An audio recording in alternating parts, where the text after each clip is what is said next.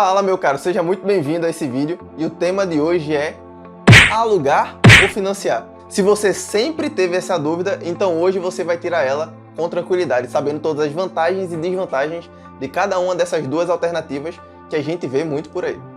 E antes de qualquer coisa, como você já sabe, o melhor pagamento que você pode dar para um conteúdo de qualidade e gratuito é o seu like e o comentário de alguma coisa, algum conteúdo que você gostaria de ver aqui. Além de, óbvio, compartilhar isso com mais pessoas no grupo da família, que um monte de gente fala as coisas, ou no grupo dos seus amigos, aquela pessoa que você sabe que quer começar a aprender sobre educação financeira, para que ela comece dando os melhores passos no início da vida dela e também à medida que a vida for passando. Afinal de contas, não é só no início da vida que a gente vai precisar morar na residência.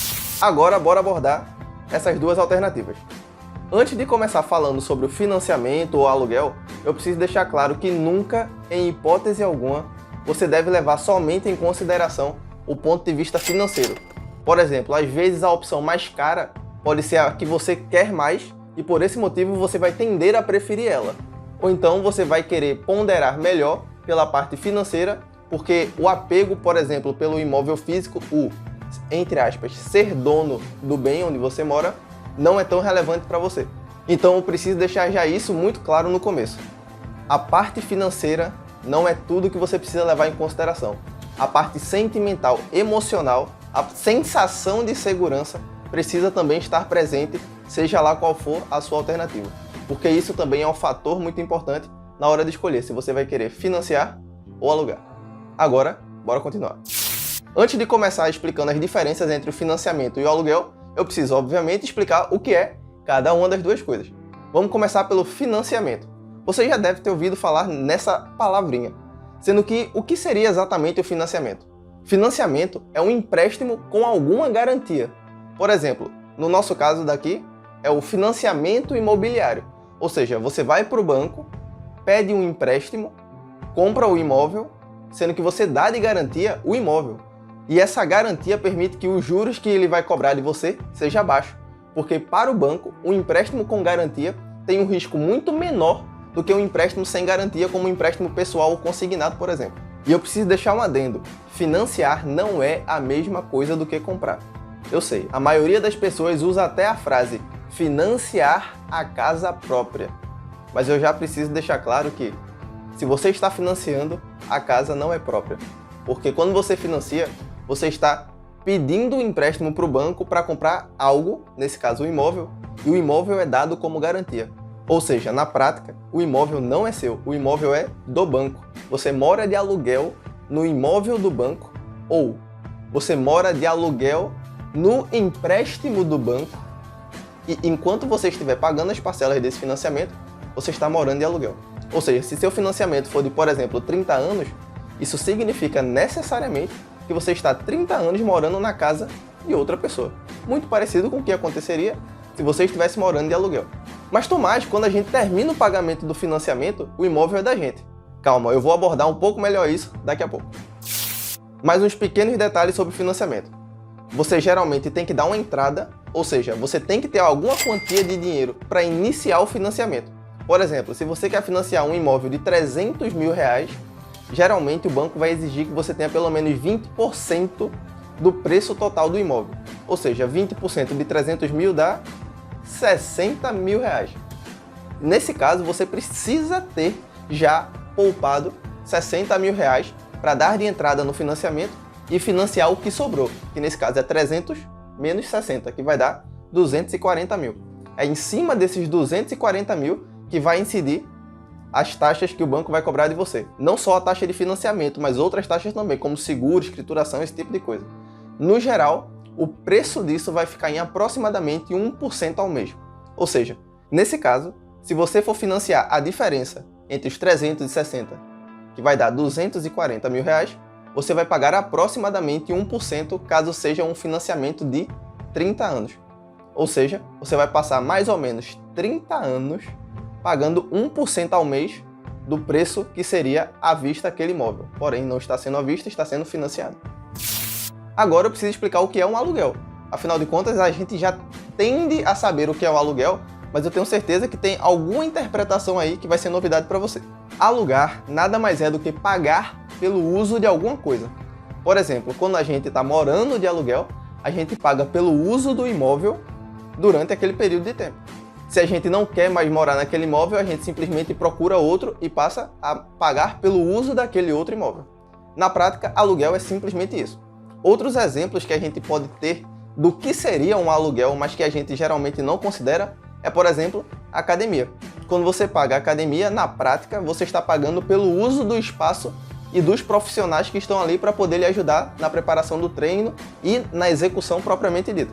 Ou então, andar de aplicativo, Uber 99, por exemplo. Quando a gente chama um carro por aplicativo, a gente está pagando pelo uso daquele transporte, sem que a gente tenha que ter um carro ou saber dirigir necessariamente. Eu tenho certeza que você nunca tinha enxergado academia ou Uber como aluguéis, por exemplo, mas são. A lógica é exatamente a mesma, é pagar pelo uso e não pela posse de uma academia com vários equipamentos ou de um carro, mais a carteira que permitiria com que você dirigisse. Aqui eu quero te fazer uma pergunta. Qual seria a mentalidade média da maioria das pessoas que têm aproximadamente 25 anos e estão recém-casados ou próximos de casar? Quem casa, quer casa. Sendo que, será mesmo que essa mentalidade é tão simples assim e o quem casa, quer casa significa necessariamente vamos financiar um imóvel o quanto antes? Vem comigo. Quais são os riscos na prática de um financiamento? Porque, como tudo na vida, existe risco. Inclusive nos investimentos, até a própria poupança tem um risco. Se você acha que não, por favor, descubra ou pesquise no Google Plano Collor. Talvez você se surpreenda. Se você quiser que eu traga esse tipo de conteúdo sobre o Plano Collor, deixa aqui nos comentários, #Plano Collor. Quais seriam então os riscos do financiamento? Primeiro, passar décadas endividado. Por mais que pareça uma besteira quando a gente está conversando com alguém sobre eu vou fazer o financiamento da minha casa própria, na cabeça daquela pessoa é como se ela já estivesse comprando o imóvel, não estivesse endividado e o imóvel fosse 100% dela. Mas na prática, não. Ela vai passar décadas devendo ao banco e precisando pagar. Caso contrário, vai incidir no segundo risco de um financiamento, que é não conseguir pagar as parcelas e o imóvel voltar ao seu dono de origem. Afinal de contas, ele foi dado como garantia daquele empréstimo. E o dono de origem é o banco, porque é o banco quem compra o imóvel. E só para constar, se não me engano, isso só ocorre quando você passa 3 meses seguidos sem pagar o financiamento. Ou seja, se você passa 2 meses e paga um, eu acho que a pessoa não chega a ter o imóvel liquidado, ou seja, transferido dela para o banco. Mas isso, sem dúvidas, é um risco, que a maioria das pessoas costuma negligenciar ou ignorar quando está fazendo um financiamento. E a terceira desvantagem que eu anotei foi a menor flexibilidade geográfica. Por exemplo, se você mora num bairro e por ali está difícil de arrumar um emprego ou de trabalhar de maneira autônoma, não sei qual é a sua profissão, você poderia ir para outro bairro com mais facilidade caso o seu imóvel não fosse financiado. Afinal de contas, o fato dele ser financiado te prende naquele mesmo bairro, estado ou até mesmo país em relação às outras oportunidades que poderiam aparecer para você. E esse enraizamento, essa, entre aspas, amarra que é criada em você, poderia ser tranquilamente contornada caso o imóvel não fosse financiado. E quais seriam, então, os riscos do outro lado, do aluguel? O único risco principal que eu consegui encontrar é o de despejo. É o dono do imóvel não querer mais você como inquilino ou nenhum inquilino e simplesmente falar: muito obrigado pelo tempo que você passou morando no meu imóvel e pagando pelo uso, mas agora eu não quero mais. Basicamente, é esse o único risco que você corre. E se na prática você não está sendo despejado por falta de pagamento, isso não vai ser um grande problema. Afinal de contas, se você tem o dinheiro para pagar um imóvel, é só você procurar outro imóvel para morar de aluguel. Ou seja, na prática, nem o maior dos riscos seria um problema tão grande assim. E voltando para o financiamento, qual seria a vantagem ou as vantagens dele? A principal que eu consegui encontrar, e de verdade foi a única, porque como eu já falei, financiar não é comprar, não é morar na casa própria, porque a casa própria só é, como eu vou dizer agora, ao final de todas as parcelas. Essa é a única vantagem que tem. É no final dos 30, 35 anos, caso o seu financiamento seja de 30, 35 anos, o imóvel ser seu.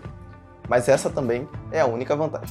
Por outro lado, no caso do aluguel, as vantagens são maior flexibilidade geográfica, afinal de contas você consegue mudar de bairro, estado ou até mesmo país com a maior facilidade, caso aquela região esteja, por exemplo, muito perigosa, tendo alguns problemas como inundação, ou simplesmente você está cansado daquele lugar, além de ir para um país, por exemplo, que pague menos imposto, ou oportunidade de emprego. Todas essas coisas você consegue contornar quando você está morando de aluguel. Outra vantagem que é muito esquecida, mas que precisa ser dita de se morar de aluguel, é que a pessoa consegue adequar melhor o imóvel que ela está morando agora à sua necessidade. Como assim, Tomás? Imagine que você esteja recém-casado ou recém-casada, sem filhos, perto dos 25 anos. Vamos ser honestos. Quão grande precisa ser o imóvel para esse casal? Tem 25 anos, são 2 pessoas, não tem filho. Na real, um quarto seria o suficiente, concorda? Afinal de contas, 2 pessoas podem morar num quarto. Então, o aluguel precisaria ser de uma casa de 1 quarto, ou no máximo, por algum motivo, 2 quartos. E uma casa de 1 quarto, você conseguiria, com tranquilidade, um preço muito inferior a uma casa de 3 ou 4 quartos, por exemplo. Ou seja, vamos tomar como exemplo que uma casa de 1 quarto custe aproximadamente R$500 por mês. Ou seja, esse casal teria um custo médio mensal de R$500 para morar numa casa de 1 quarto só. Em contrapartida, se ele fosse financiar um imóvel, ele já iria financiar qual? Ele iria financiar um imóvel de 1 quarto? Em hipótese alguma. Na melhor das hipóteses, ele iria financiar um imóvel de 3 quartos ou até 4 quartos. Afinal de contas, a família pretende aumentar, ter filhos e por aí vai. Ou seja, no curto prazo, ele iria pagar mais caro porque no futuro ele iria precisar de um imóvel maior. Isso é uma antecipação de custos realmente desnecessária. Usando como exemplo o cálculo de que aproximadamente 1% do preço que está sendo financiado vai ser o custo da pessoa, 1% daquele exemplo da gente de 300 mil, que pagando à vista 60 mil de entrada e financiando os 240, a pessoa pagaria mais ou menos R$ 2.400 por mês nesse financiamento. Enquanto que do outro lado, a pessoa só pagaria no aluguel aproximadamente R$500 de um imóvel bem menor com apenas 1 quarto. E é óbvio, o que ele faria com a diferença desse dinheiro? Poderia investir em educação e em momentos de lazer. Ou seja, o fato do imóvel ser menor significa necessariamente que aquela família vai viver num ambiente menos confortável. Mas isso vai ter um lado positivo, porque ela vai poder compensar isso com mais momentos de lazer fora de casa, fazendo viagens ou saindo mais vezes nos finais de semana e também podendo ter mais dinheiro para investir em educação e poder valer mais, conseguir resolver maiores problemas ou de mais pessoas através de, por exemplo, abrir um negócio e assim poder aumentar a sua renda no futuro. Essas são 2 das vantagens que a gente consegue listar nos aluguéis. Então, Tomás, quando vale a pena morar de aluguel? Basicamente, no início da vida. Quando você está logo no início da sua carreira, você não tem certezas com relação a onde você vai trabalhar, quão grande vai ser a sua família e, à medida do possível, quando você vai decidir ter filhos. Porque nessas horas você precisaria cada vez de uma casa maior. Então, na prática, faz sentido morar de aluguel enquanto você não tem a vida estabelecida, tanto em tamanho da família quanto em renda. Ou seja, imagine que naquele mesmo exemplo, tem 2 pessoas de 25 anos recém-casadas sem filhos. Ela só precisa morar numa casa de apenas 1 quarto. Vamos dizer que 1 ano depois, eles decidam ter um filho. Ou seja, a partir de agora eles precisam de uma casa de 2 quartos. Então eles vão parar de pagar R$500 e vão passar a pagar 700. Mas se lembre, é um aumento de R$200, porém, o outro lado seria um financiamento de uma casa de 3 ou 4 quartos, pagando R$2.500, R$2.400 por mês no financiamento.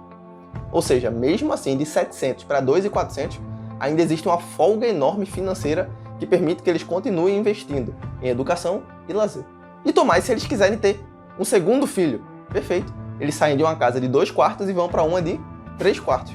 Assim eles vão adequando melhor a sua necessidade, a sua realidade, ao momento que eles estão vivendo naquele exato segundo. E isso permite folga financeira e isso é sempre muito bem-vindo. Afinal de contas, toda folga no presente significa um conforto e um recurso melhor investido para que a gente possa usufruir no futuro. E Tomás, quando vale a pena financiar? Bem, quando você já tem certeza que quer morar naquele lugar e está com a vida basicamente consolidada. Já tem o número de filhos que você deseja ter e já atingiu uma renda que sustente aquele financiamento com a menor chance possível de você ser despejado caso você não consiga honrar durante 3 parcelas seguidas a parcela do financiamento. Mas aqui eu preciso deixar um adendo, porque nem todo financiamento é ruim e nem todo financiamento é bom. Na realidade, a maioria é ruim. Por quê, Tomás? Porque o prazo torna o preço do financiamento muito caro. Por exemplo, quando a gente financia uma casa de 300 mil, dando de entrada 60 e financiando 240, na prática você está pagando 3 vezes o tanto que você está financiando. Ou seja, você compra 3 casas e leva uma. Esse é o preço que se paga quando você faz um financiamento muito longo. Então, Tomás, como é que eu poderia melhorar um financiamento? Eu quero fazer um financiamento porque eu não tenho dinheiro suficiente para comprar, mas eu também não quero mais morar de aluguel, porque eu simplesmente cansei ou eu decidi que eu quero morar nessa mesma casa, inclusive a casa que hoje eu moro de aluguel, por exemplo. O que você pode fazer? Anota essas sugestões. Primeiro, poupe para poder dar uma entrada maior. Quando você dá uma entrada maior, você diminui muito o tanto daquele imóvel que vai ser financiado. E esse fato já torna o financiamento muito mais barato.